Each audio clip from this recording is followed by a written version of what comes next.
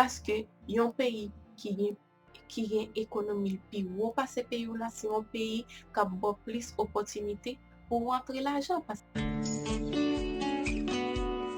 Salut famille et amis, moi yon lot fois encore bienvenue sur channel là. Merci parce que ou même ou abonné avec channel là, merci parce que vous regardez vidéo là. Yon grand bisou pour ou même qui a regardé vidéo ou aimé vidéo ou pour abonner, m'a dit yon grand merci et bienvenue. Pour qui ça en pile haïtien et aller dans l'autre pays et puis yon senti yon pas karite yo tourner bien vite dans pays. C'est parce que yo te parti avec yon l'idée qui pas correct. OK. Les yon moun parti normalement li pense qu'on rive la fait l'argent. Ça c'est une bonne idée, mais en nous penser est-ce que gayon l'argent k'ap tan nou dans l'autre pays? Moi connais gayon pile monde qui dit prêtez-moi comme là, moi pour aller dans tel pays, comme il veut tout de suite pas voir ba ou.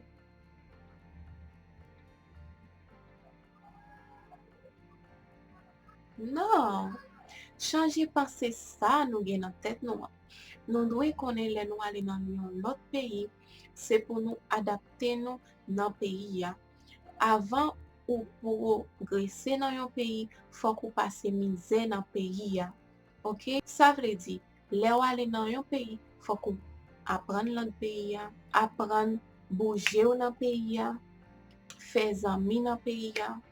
C'est après ou fin installé dans pays ya ou capable faire l'argent pour capable aider famille qui Haïti qui n'importe l'autre côté. Deuxième bagage ou doit connaître c'est information sur qui pays ou pour aller visiter ya. OK, nous connaissons Jean Haïti de 2010 là qui sont passé à 2020 ça nous y kounya Haïti fait un gros bac. Oui, yon bac.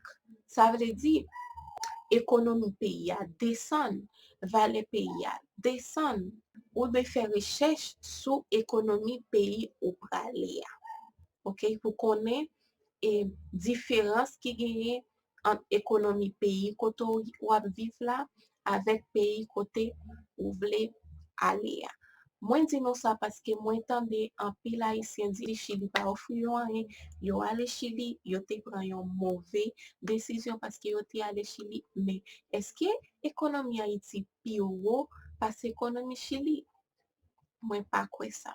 Ça veut dire mauvaise décision ou prend c'est tourner la caille parce que yon pays qui gen économie pi haut parce pays là c'est un pays qui a beaucoup plus opportunité pour rentrer l'argent parce que économie qualité vie pays a li pi bon parce que qualité pays côté ou à vivre là.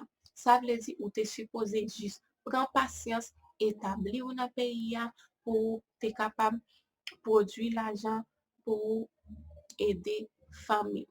Yon l'autre idée qui errogne et qui pas correct haïtien gagne les wap voyager dans un autre pays, c'est que yo intéressant. Yo intéressant parce que yo a étudié dans l'université, yo ingénieur, yo infirmier, yo avocat, yo médecin, yo tout bagay. Non, les ou dans pays blanc ou pas en rien. Tout ça ou te apprendre la caillou pas utile en rien. OK? Ça veut dire si vous vivez dans un pays blanc et puis vous travaillez, vous jouez un travail de construction et construction, un travail pour faire caille. Vous pas prendre travail là parce que non, et moi c'est un médecin. Non, moi c'est un avocat. Non, moi c'est un ingénieur. Non, moi c'est un professeur. Non, ou pas en rien depuis ou dans pays étranger, depuis ou pas dans pays par. Pour avancer, il faut qu'on sorti tout bas pour capable grandir, sortir la caillou avec pensée que ou pas en rien, mais ou vle yon bagay. Ou pas en rien, mais ou vle aller dans yon l'autre pays pour capable grandir.